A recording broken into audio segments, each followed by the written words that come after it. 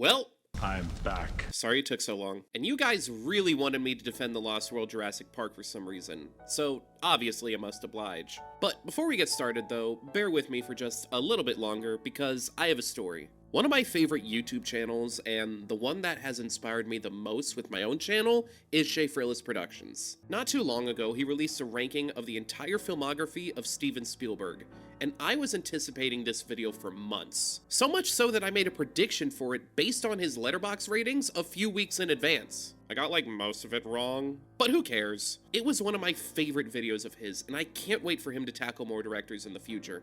But there was just one placement on that list that shocked me more than any other, and I kinda saw this coming because I saw his rating for it on Letterboxd, but it still surprised me. He gave The Lost World Jurassic Park a 3 out of 10, and placed it 5th to last place. And I thought to myself, okay, the movie ain't that bad. So I went on Letterboxd, and I saw the general consensus about this movie was yes. Yes, it is. And I'm sorry, but I just can't agree with that in the slightest. I'm not out here to say The Lost World Jurassic Park is an underrated masterpiece or anything. Trust me, it is not a great movie by any standards. But I really don't think it's as terrible as people are making it out to be. Definitely not a 3 out of 10 in my opinion. And you know what? I remember when Schaffrillas did his Disney ranking that he said this. If you want to go ahead and write your own video essay on why Dinosaur is an underrated masterpiece, and if you send it to me and I think it's well made enough, I'll go ahead and promote it on my channel's community tab. I don't know if he's still doing this or not, or if he'll even do it for non-Disney movies, but you know what? I'm gonna give it a shot. That's right. This isn't just any defensive review of a movie that I seem to be in the minority for liking. You made this personal, Schaff, and I'm calling you out for your bullshit. Actually, it's fine. You're allowed to have your completely valid and understandable opinions. But you know what? I don't care. I still want to offer a different perspective. With that said, let's dive into why The Lost World Jurassic Park is pretty okay. Hit it! Let's start off by asking a question. Does The Lost World Jurassic Park meet the Schaffrillas qualifications of a perfect sequel? Well, if the Schaffrillas Shrek 2 review is anything to go by, there are 4 things that make a perfect sequel. Number 1. Expand the universe of the first film in meaningful ways. 2. Continue the story in a new, compelling way. 3. Introduce new compelling themes or expand on the themes of the original. And 4. Leave an undeniable impact on your franchise. So let's start with the first criteria. Does The Lost World expand the universe? Yeah, sure. I mean, it makes perfect sense that there would be another island where all the cloning and testing would be done. Like, if something went wrong, I wouldn't want it to be near a theme park with a bunch of innocent civilians nearby. That would really suck, right? And also, this movie gives us some new dinosaurs. The first shot of the Stegosaurus herd is there because kids who are into the dinosaurs in the first film complained about their absence. And I also love the inclusion of the Compsognathus, also known as Compies, which is what I'm going to call them in the future. These tiny little shits come off as relatively harmless at first, but in groups, they prove to be absolutely terrifying. We also get the first appearance of the Pachycephalosaurus, Bonk! the Mamenchosaurus, the Pteranodon, and a few others. Yeah, I think I've been playing too much Jurassic World Evolution to know all these names. But where this movie does fall short is in its introduction of new human characters. For every Roland Tembo, a character with a surprising amount of depth and personality, we get Sarah Harding. Yeah, I'll give Schaffrillas this. A lot of shit that happens in this movie is her fault. And we also get an annoying daughter character too, because how could we not have a Jurassic Park movie without an annoying kid who you're constantly rooting against? Okay, so this movie does expand the universe for a bit, but not entirely for the better. What? I never said this movie was an underappreciated masterpiece or anything. But how well does it continue the story? Well, I think a natural progression from the wonders of bringing dinosaurs back is exploring the implications of having them in our world. Having a team of poachers try to capture the dinosaurs for financial gain is a great way to do this, as well as further establishing the themes of capitalism having a negative impact on the ethics of scientific discovery. The fact that one of the guys on this team is Peter Ludlow, the nephew of John Hammond, just hammers this point home even further. Not to mention his plan to reopen Jurassic Park on the mainland is completely delusional and totally fitting. Like, do you remember John Hammond in the original film? He wanted to keep trying. Greed tends to lead people to make the same mistake multiple times in the name of profit. And this also shows how the sequel expands on the themes of the original film as well. So that just leaves us with one final question. Does The Lost World Jurassic Park leave an undeniable impact on the franchise? No. Like, the only meaningful thing this movie adds is the introduction of New Island that becomes the setting for Jurassic Park 3. You could also say that The Lost World brought the resurrection of the dinosaurs to public attention, but there was no implication in the first film that the public didn't find out. This was a plot device that was introduced in this film and undone in this film, so it really doesn't matter. So yeah, The Lost World isn't a perfect sequel. However, compared to the other Jurassic sequels, this film manages to get the closest to recapturing the magic and horror of the original film. Let's talk about that. Welcome to Jurassic Park. Is The Lost World a less whimsical and uplifting film than the original? Yes. Is that a bad thing? No.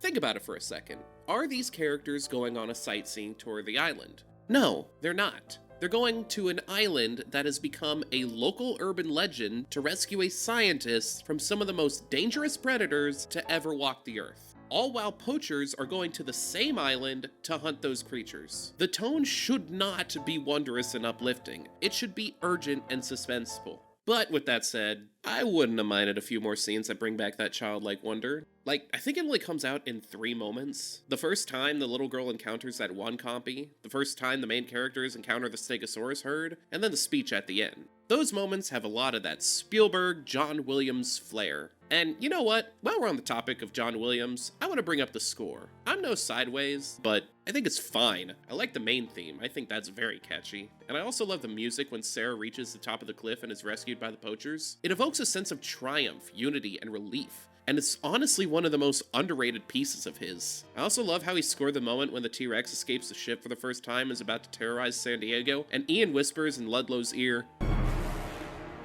Now you're John Hammond. oh yeah, that's awesome. Speaking of stuff that satisfy my ears, the sound design. I don't think it's that bad. This film carries the same crispy sound effects with such wonderful texture as the first film. You still hear the footsteps of every dinosaur, the sounds of each and every twitch, the crunching of the T-Rex as it's eating its victims. Like, compare this scene from The Lost World to this scene from Jurassic Park 3.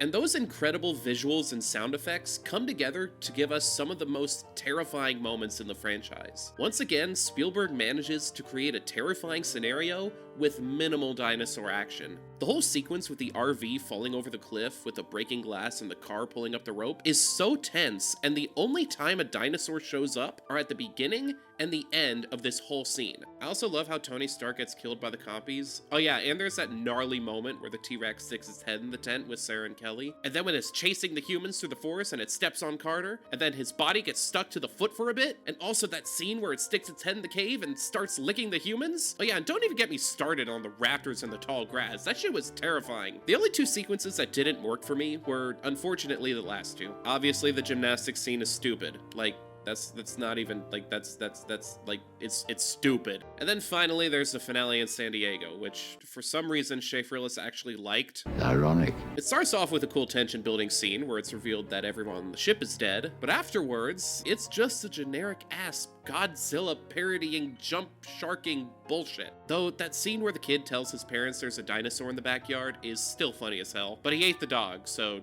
yeah, that went too far. It's pretty obvious that part of what made this movie feel so much more like the original than the other sequels is the fact that it shares the most DNA with the original. Same director, same composer, and also it was the only one that actually had Michael Crichton's involvement in it. Side note, when I was a kid, I always got the names Michael Crichton and Michael Keaton confused. I thought they were the same guy, so when I found out that Michael Keaton played Batman, my first thought was, Batman wrote Jurassic Park? I was really stupid back then. Ralph, what? Anything else? Yeah.